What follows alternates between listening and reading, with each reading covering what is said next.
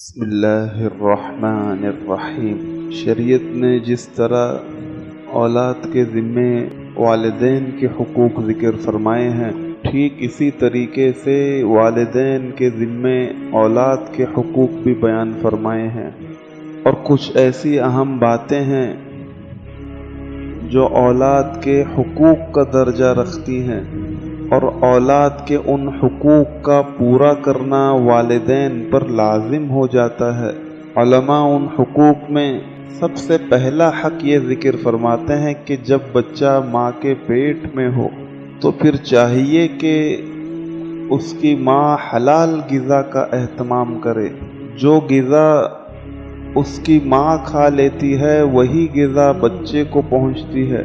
اگر ماں حلال غذا کا اہتمام کرے گی تو پھر بچہ حلال غذا سے بطن مادر میں پرورش پائے گا، اور پھر اس کے اندر حلال اثرات پیدا ہوں گے، اچھی عادتوں کے اثرات پیدا ہوں گے۔ لیکن اگر وہ یا اس کا باپ حرام کماتا ہے، اس کی ماں حرام نوالا کھاتی ہے، تو پھر بچہ حرام غذا سے پرورش لینے کی وجہ سے بری عادتیں اپنے اندر جنم لے گا۔ اور اسی طریقے سے دوسرا حق بچے کا یہ ہے کہ جب وہ پیدا ہو جائے تو اس کے کان میں اذان کی آواز ضرور بلند کی جائے، اور پیدا ہوتے ہی گویا اس کو یہ سبق دیا جا رہا ہے کہ تمہارا نظریہ، تمہاری فکر اور عقیدہ یہی ہے جو اس اذان میں بیان ہوا ہے۔ اللہ سب سے بڑا ہے، اللہ سب سے بڑا ہے۔ محمد مصطفیٰ صلی اللہ علیہ وسلم کے رسالت کی گواہی دی جا رہی ہے۔ نماز کا حکم ہے، کلمے کا حکم ہے، کامیابی کا حکم ہے، تو سیدھے کان میں اذان کا دیا جانا، بائیں کان میں اقامت کا کہنا، یہ بچے کا دوسرا اہم حق ہے۔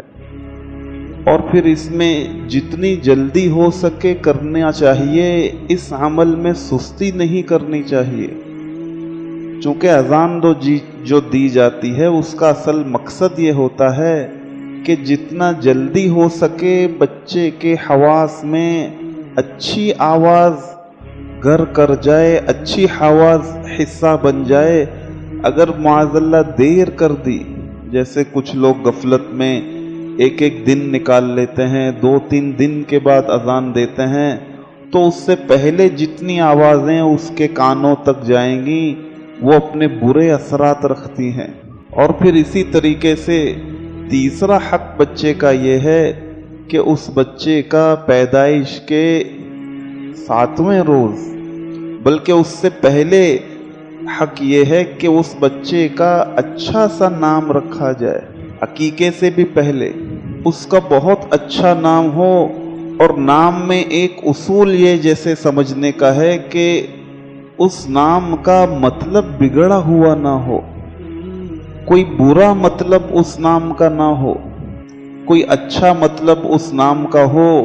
اور پھر بہت بہتر ہے کہ وہ نام انبیاء علیہم الصلوۃ کے ناموں میں سے ہو، بہت بہتر ہے کہ وہ صحابہ کے ناموں میں سے ہو، صحابیات کے ناموں میں سے ہو، اور پھر علماء کے پاس جا کر اس حوالے سے مشورہ لیا جائے کہ یہ ہمارے یہاں بچے کی ولادت ہوئی ہے، ہم اس کا نام رکھنا چاہتے ہیں، آپ ہمیں اچھے نام کی رہنمائی کریں۔ وہ آپ کو اچھا نام بھی بتائیں گے اور اس نام کو ادائیگی کا صحیح تلفظ بھی بتائیں گے۔ جیسے ایسا ہوتا ہے اکثر اوقات بچہ پیدا ہوتا ہے لیکن کوئی اپنی مرضی کا نام رکھ لیتا ہے انٹرنیٹ میں دیکھ کر یا کسی شخصیت سے متاثر ہو کر۔ جب بچہ بڑا ہوتا ہے تو اسے پتہ چلتا ہے کہ اس کے نام کا مطلب ہی غلط ہے۔ جب بچہ بڑا ہوتا ہے تو اس کو پتہ چلتا ہے کہ اس کے نام کو اب تک غلط طریقے سے پکارا جا رہا تھا۔ تو یہ ساری باتیں، سارے مسائل کا حل یہ ہے کہ نام رکھتے وقت ہی علماء سے مشورہ کیا جائے، اچھا نام بھی آپ بتائیں، اور اس نام کا درست تلفظ بھی ہمیں سمجھا دیں۔ اور پھر اسی طریقے سے چوتھا حق بچے کا یہ ہے کہ پیدائش کے 7ویں روز اس کا عقیقہ کیا جائے۔ پیدائش کے 7ویں روز اگر وہ لڑکا ہے تو پھر دو بکرے یا بکری، 2 بھیڑ یا 2 دمبے، اور پھر اسی طریقے سے اگر وہ لڑکی ہے تو 1 کر لیں ذبح۔ اور اگر وسعت نہ ہو، طاقت نہ ہو، تو لڑکے کی طرف سے بھی 1 کیا جا سکتا ہے۔ اور اگر 7ویں دن کرنے کی طاقت نہیں تو پھر بعد میں جا کر بھی اس کے پیدائش کے 7ویں دن یہ عمل کر سکتے ہیں۔ جیسے 7ویں دن کا اصول یہ ہے کہ بچہ اگر جمعرات کو پیدا ہوا ہے تو بدھ کا دن اس کے پیدائش کا 7واں دن ہے، تو پھر زندگی میں جب کبھی کرنے کا ارادہ بنے بعد میں بھی، تو پھر اس کے پیدائش کے 7واں دن وہ دن شمار ہوگا، جو اس کے پیدائش سے 1 دن پہلے کا دن ہوگا وہ 7واں دن شمار ہوگا۔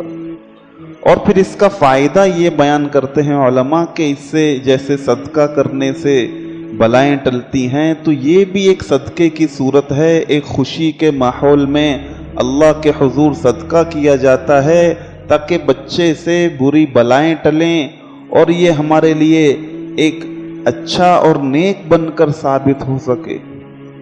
اور پھر اس موقع پر اس بات کا بھی خیال رکھا جائے کہ جیسے ہم عام طور پر یہ ہوتا ہے کہ بچے کی پیدائش کے موقع پر ناجائز رسمیں تو کر لیتے ہیں، جیسے ہمارے ہاں چھٹی کا رواج ہے یا ششگان کا رواج ہے، تو یہ ساری رسمیں کرنے کے لیے جیسے پیسے بھی ہوتے ہیں، وقت بھی ہوتا ہے، لیکن عقیقے کا تذکرہ کیا جائے تو کہا جاتا ہے کہ وہ تو مستحب ہے، سنت ہے، وہ تو ضروری نہیں۔ تو اگر اس کو کرنے کے لیے پیسے ہیں تو پھر وہ بدعت کرنے سے بہتر ہے اس سنت پر بچے کی ولادت کا یہ حق پورا کیا جائے۔ اور پھر اسی طریقے سے ایک اہم حق بچے کا یہ ہے کہ بچے کی اچھی تربیت کی جائے۔ رسول اللہ صلی اللہ علیہ وسلم فرماتے ہیں کہ ایک باپ اپنے بچے کو جو بھی دیتا ہے اس کی زندگی میں، مال دیتا ہے، گھر دیتا ہے، تعلیم دیتا ہے، جو کچھ بھی باپ دیتا ہے، ان دی جانے والی چیزوں میں سب سے زیادہ قیمتی اور اہم چیز اچھی تربیت ہے۔ تو اچھی تربیت کا دینا یہ بچے کا حق ہے اس کے والدین پر۔ والدین کا حق بنتا ہے کہ وہ بچوں کی اچھی تربیت کریں اور خاص کر ان کی دینی تربیت کا اہتمام کریں۔ ایسے نہ ہو جیسے ہمارے ہاں عام طور پر آج کل ہوتا ہے کہ بھئی جیسے اسکول پڑھا رہے ہیں، ٹیوشن پڑھا رہے ہیں اور پھر 1-2 گھنٹے کے لیے بس مدرسہ بھیج دیا، تو یہ سمجھا جاتا ہے جیسے ہم تربیت کا حق پورا کر رہے ہیں۔ صبح اسکول جا رہا ہے، دوپہر کو مدرسہ جا رہا ہے، شام کو ٹیوشن جا رہا ہے، یہ تو جیسے اپنے آپ سے ٹالنے والی بات ہے۔ تربیت ایک مستقل کرنے کا کام ہے۔ تربیت میں سب سے اہم چیز یہ کہلاتی ہے کہ بچہ اپنے والدین کو کیا کرتے ہوئے دیکھ رہا ہے زندگی میں۔ بچے کے سامنے جو کچھ کیا جا رہا ہے وہ ان تمام حرکتوں کو بہت تیزی کے ساتھ لے کر سیکھ رہا ہے۔ وہ بہت سی باتیں جو بچے کو بتائی جاتی ہیں بچہ ان سے اثر نہیں لیتا، لیکن وہ بہت سی باتیں جو اس کو بتائی نہیں جاتی لیکن وہ ان کو دیکھتا ہے، ان سے اثر ضرور لیتا ہے۔ اگر بچہ دیکھتا ہے کہ میرے گھر میں فجر کی نماز سب پڑھتے ہیں تو یہ بھی پڑھنے کی کوشش کرے گا۔ وہ اگر دیکھے کہ میرے گھر میں پردے کا اہتمام ہے تو یہ بھی اہتمام کرے گا۔ وہ دیکھے گا کہ میرے گھر میں فلموں اور ڈراموں کا رواج نہیں تو پھر یہ بھی ان چیزوں سے بچنے کی کوشش کرے گا۔ لیکن اگر وہ دیکھتا ہے کہ گھر میں بے دینی کا ماحول ہے، نمازیں قضا کرنے کا ماحول ہے، دین کی تعلیم کی طرف کوئی رغبت نہیں، تو بچہ بھی ان چیزوں کو اہمیت نہیں دے گا۔ تو اس بات کی بہت شدید ضرورت ہے کہ بچوں کی دینی تعلیم کے حوالے سے، دینی تربیت کے حوالے سے خاص طور پر فکر مند ہوا جائے اور اس طریقے سے ان کے تمام حقوق ادا کیے جائیں تاکہ کل پرسوں یہ والدین دنیا سے چلے جائیں اور یہ بچہ ان کے لیے بہت بڑا صدقہ جاریہ ثابت ہو جائے۔ اللہ رب العزت ہم سب کو عمل کی توفیق عطا فرمائے۔ الحمد للہ رب العالمین، والصلاة والسلام على سید الانبیاء والمرسلین۔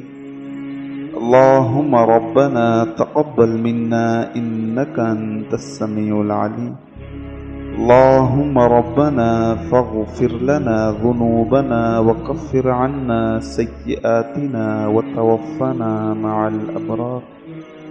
اللهم من أحييته منا فأحيه على الإسلام، ومن توفيته منا فتوفه على الإيمان. اللهم رب ارحمهما كما ربياني صغيرا. اللهم رب اجعلني مقيم الصلاة ومن ذريتي ربنا وتقبل دعاء. ربنا اغفر لي ولوالدي وللمؤمنين يوم يقوم الحساب.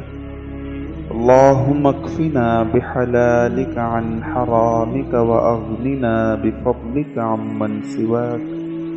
وصلى الله تعالى على خير خلقه محمد وعلى آله وأصحابه أجمعين برحمتك يا أرحم